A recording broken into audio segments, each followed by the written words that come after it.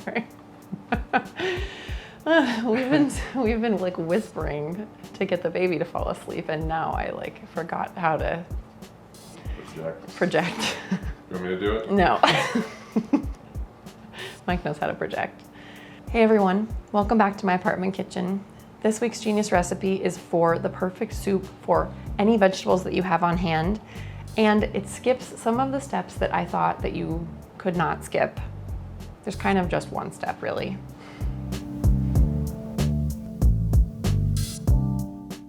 This recipe comes from Jody Williams, who is the chef and owner of Bouvette restaurant, and it comes from her cookbook, also called Bouvette. And it's for a traditional French soupe à pistou. But the thing that I noticed about this recipe is that normally when you're making really any soup, but especially a vegetable soup, you're usually sauteing things in batches. So you're adding your onions, sauteing those until they're soft, adding your carrots, your garlic, your vegetables, and everything is basically being cooked, and then you add in broth. And sometimes you're adding in broth that already has flavor in it, like a chicken broth or a vegetable stock. This recipe is simpler than those in a couple different ways. One is that you literally just pile all of your vegetables into the pot at once, no sauteing, and then you don't use a pre-made stock or broth, you just add in water, because basically it's making its own broth as it cooks. So as long as you can cook your soup long enough, it will become flavorful without doing all of those steps. And it only takes about an hour to become flavorful. There is also another thing that really helps, which is the Pistou, which is a lot like a pesto. It's the Provençal version of a pesto. So it's a lot of fresh basil, Parmesan cheese, and olive oil. There's often garlic, but in Jody's version, there's no garlic. So you have this very simple brothy soup, and then when you swirl in the Pistou, that brings all of the flavor that you need. So this is the one thing I wanted to show you because there is a bit of a trick. It's not as straightforward as it might seem to getting your sliced leek without all of the dirt that leek usually hides inside of all of its layers. Slice it while it's dirty. Maybe do it last after you've chopped everything else because your cutting board's gonna get dirty. Lop off all that. Wow, you can just look at this. Just embrace that. You're cutting a dirty vegetable right now. But it's going to get clean. So here's what I do. I slice it in half. You know, some recipes that would have you keep it in bigger chunks, have you just like try to rinse between all these layers. I just usually don't trust a recipe that has you do that because it's just so hard to get in between all those layers when it's still intact. So what I like to do instead, which I probably learned from my bosses a long time ago, is completely slice it and then wash it really, really well. So all of these loose pieces can get swished around in water and the dirt will just float away. All right. I'm gonna pile it in a strainer. And then wash it kind of how I like to wash any leafy greens that might be hiding dirt, greens and herbs, I should say. So basically, I just like swish this as vigorously as I can to free up all that dirt.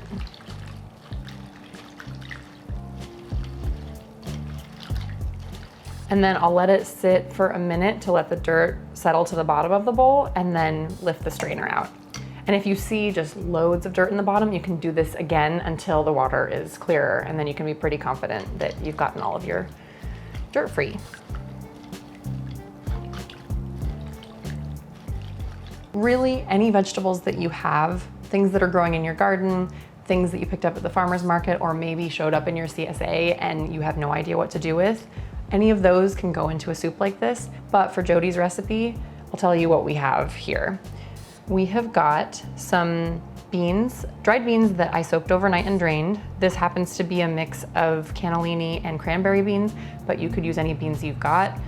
Also, if you don't have dried beans or you forgot to soak them, you could throw in some canned beans, it would be fine. Carrots, some canned tomatoes that I chopped, some fennel that I chopped. I mean, I chopped everything. Onions, zucchini, green beans, celery. She calls for escarole, but I can never find escarole, so I'm using kale. And then to season, just some red pepper flakes and some salt. And no broth, no stock, just water. Speaking of water, how about that segue? All right, so there's a little bit of grit down in the bottom, but I'm gonna be bold and say that I'm just gonna move on. Sorry, Mike. If you really, really wanted to be sure, you could do this whole washing thing one more time, but already this is looking pretty dang clean. So all of this is going into my pot at once. Leeks, all the things I just mentioned. Beans, carrots. Do you want to get close up on any of this, Mike? All right. Green beans. Who chopped those? Me. Fennel. Kale. And everything should just be chopped bite-size-ish or torn in the case of these kale leaves. Oops, I should have torn that one more. Just like the size of vegetables that you want to eat in the end. The first time I made this, my brother was here and his knife skills are impeccable and so much better than mine. So everything was a perfect, very fine dice. When I am chopping, I am usually in a rush and wanting to get things done. So they're a little bit more rustic. And I think in this kind of soup, that is all fine. See, if Billy did this, it would be like a perfect 1/4 inch dice, but this is how my soup's gonna be. Chili flakes and 2 teaspoons of salt to start, but you will almost definitely want more as it goes. So be sure to taste and season as you go. So I'm gonna fill it with water. And Jody says to fill it with water to cover and then add 2 more cups. But you can also adjust that as you go. If you peek at it after like half an hour and you feel like it's getting kind of dry, just add a little more water then. Whoa. Oh. Sorry. I think that's covered. I'm gonna get my 2 more cups of water.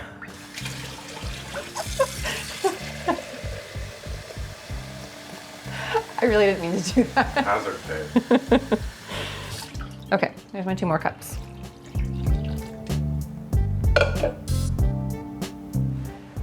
And I just want to point out, this is a half batch. Because I wanted to have half of it ready for you. This is gonna cook for an hour. This one's just about done. This makes a lot of soup. So make sure you have a really, really big stock pot if you're gonna do the whole batch, or just make as much as fits in your pot.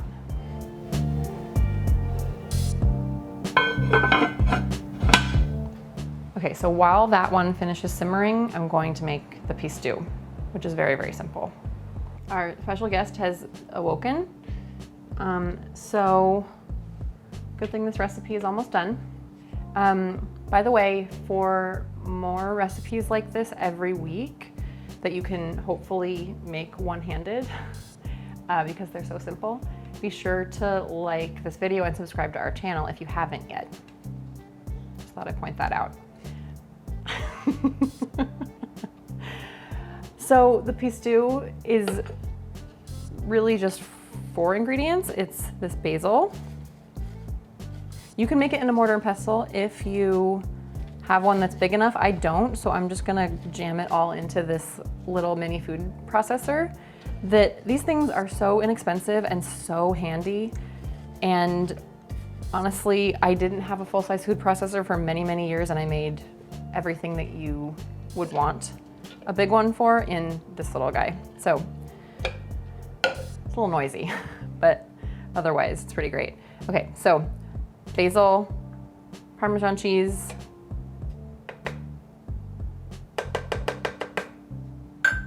and some salt. And all that gets blended up, and then we just drizzle in some olive oil. So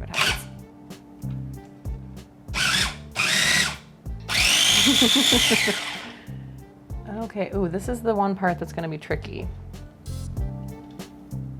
So, with only one hand. So you're supposed to drizzle this in while it's running. So it has these little holes that will drizzle for me. Uh-oh, go, go, go.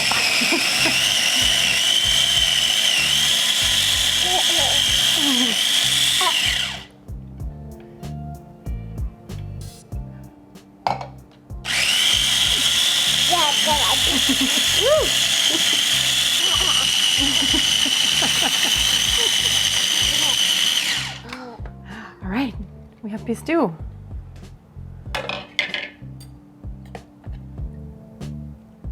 Pistou.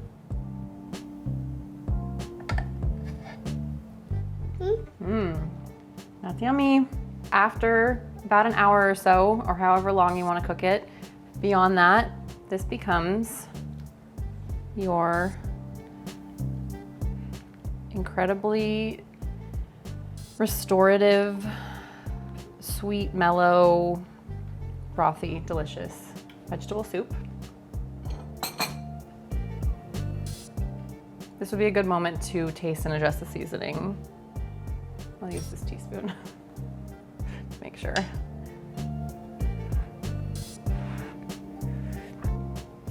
Okay. I salted it along the way, so I think it's fine.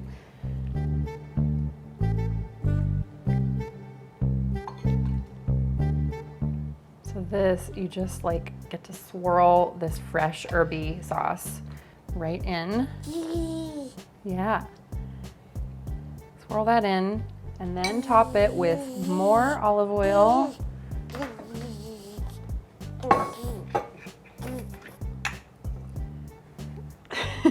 What's that? Helicopter. Helicopter. Is it because I was spinning it? It's like a helicopter. And then more cheese. So really any of the the richness and, you know, depth of flavor that you are missing from not sauteing the vegetables comes back. Where are you going? Come here. Here, uh-oh, what do we need? Do we need something else for you? Any richness that you might have lost from not sauteing your vegetables in stages comes back right here with these really simple toppings with the olive oil, the parm, and the pistou that you get to swirl in. So what was a soup that you made in one step, dump in the pot and heat up, becomes very dynamic very quickly.